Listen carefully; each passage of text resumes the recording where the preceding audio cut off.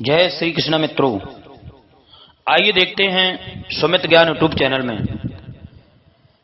आज आप लोगों को समक्ष में ये दर्शाने के लिए जा रहा हूं कि महाभारत के युद्ध में कर्ण जैसा योद्धा कोई नहीं था।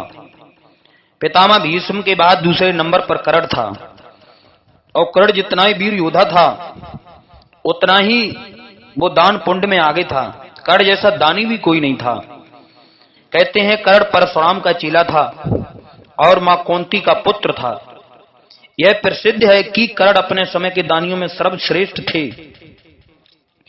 इधर गांडीवधारी अर्जुन को भी अपनी दानशीलता का बड़ा गर्व था। एक बार भगवान श्री कृष्ण ने अर्जुन के समक्ष ही कर्ण की उदारता एवं याचक मात्र को बिना दिए न लौटाने की मुक्ति कंठ से प्रशंसा की। भगवान श्री कृष्ण ने कहा, हे अर्जुन, आज के समय में कर्ण जैसा दानी संसार में कोई नहीं है। कर्ण के द्वारे पर कोई भी याचक आ जाए वो कभी खाली हाथ लौट करके नहीं जाता। भगवान कन्हैया ने जब ऐसे शब्द कहे अर्जुन को अच्छे नहीं लगे। अर्जुन भगवान श्री कृष्ण से कहने लगे हैं, हे माधव, आप बार बार कर्ण की प्रशंसा कर हमारे हृदय को ठेस पहुंचा रहे हैं। मैं समझता हूं कि आपको मेरी दानशीलता का ज्ञान ही नहीं है, अन्यथा मेरे सामने ही आप इस प्रकार की बात बार बार न कहते। भगवान कन्हैया अर्जुन की बात सुनकर के चुप हो गए।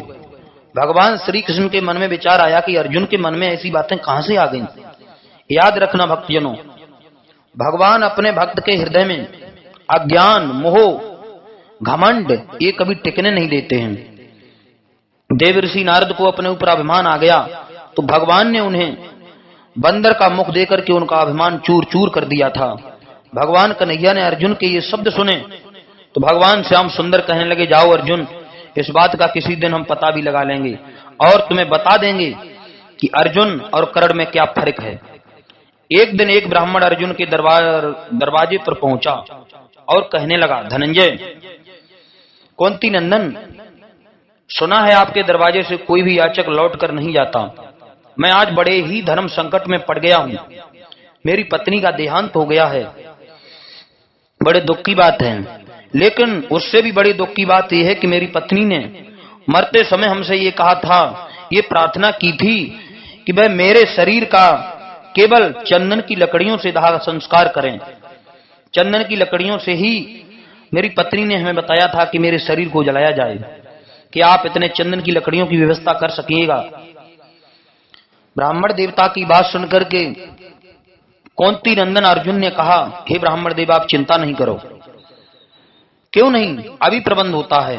और अर्जुन ने अपने कोठारी को बुला करके कहा कि जाओ, इनके लिए चंदन की लकड़ी 25 मन तुरंत दे दो।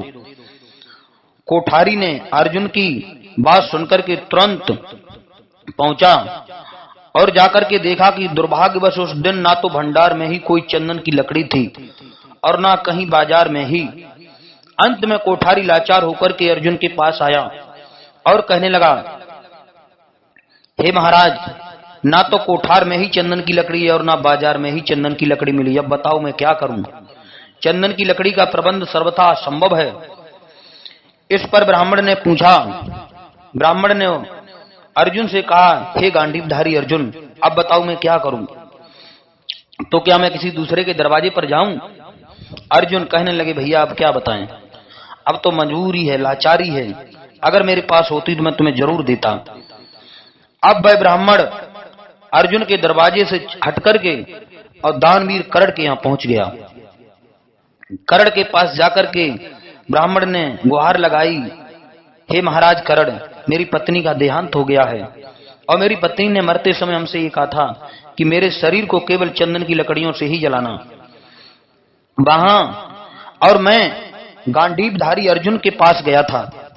गांडीवधारी अर्जुन की यहां व्यवस्था नहीं हो पाई हमारी। कर्ण ने कहा, आप चिंता ना करो, नाराज ना होइए, मैं अभी आपके काष्ठ का प्रबंध करता हूं। और दानवीर कर्ण ने अपने नौकर को बुलाया और कहा, इनके लिए चंदन की लकड़ियों की व्यवस्था कर दो।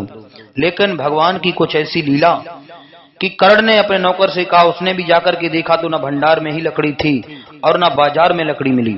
वो लौट करके आया, उसने जवाब दिया, महाराज, ना भंडार में लकड़ी है और ना बाजार में लकड़ी मिली। बताओ मैं क्या करूं। ब्राह्मण लाचार होकर के कहने लगा, हे दानवीर कर्ण, अब बताओ मैं क्या करूं, मेरी पत्नी की अंतिम इच्छा पूरी नहीं हो पाएगी, मैं क्या कहां जाऊं। दानवीर करड़ कहने लगा, आप करड़ के दरवाजे पर आए हो, किसी दूसरे का दरवाजा नहीं है, आप मेरे दरवाजे से विमुख नहीं लौट सकते हो। और तुरंत करड़ ने देखते ही देखते अपने महल के चंदन के खंभे निकलवा करके ब्राह्मण देवता की मांग पूरी कर दी। उनका पूरा महल ढह गया। उन्होंने उस ब्राह्मण को लौटाया नहीं। ब्राह्मण ने पत्नी का दाह संस्कार किया। शाम को श्री कृष्ण तथा अर्जुन टहलने निकले, देखा तो एक ब्राह्मण शमशान पर संकीर्तन कर रहा है।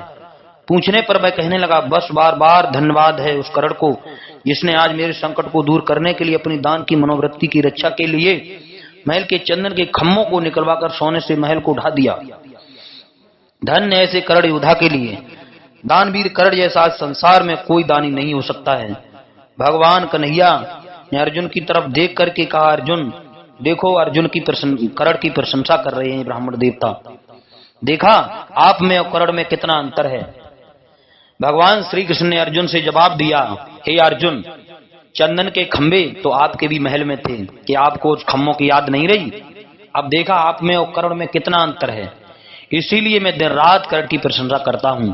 करड़ जैसा दानी कोई नहीं है। भगवान श्री कृष्ण की बात सुनकर के कौंती नंदन अर्जुन अपना सर नीचे को झुका गए और कहने लगे, केशव धन्य है आपकी माया, संसार में एक से बढ़कर के एक प्राणी है। और भगवान कन्हैया को सर झुका करके अर्जुन ने क्षमा मांगी, प्रभु अब ऐसा अभिमान हम कभी नहीं करेंगे।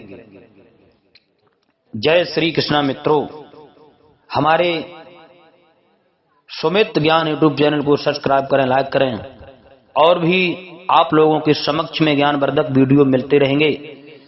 और नए नए वीडियोस देखने के लिए हमारे सुमित ज्ञान यूट्यूब चैनल को सब्सक्राइब करें। जय श्री कृष्णा। राधे राधे।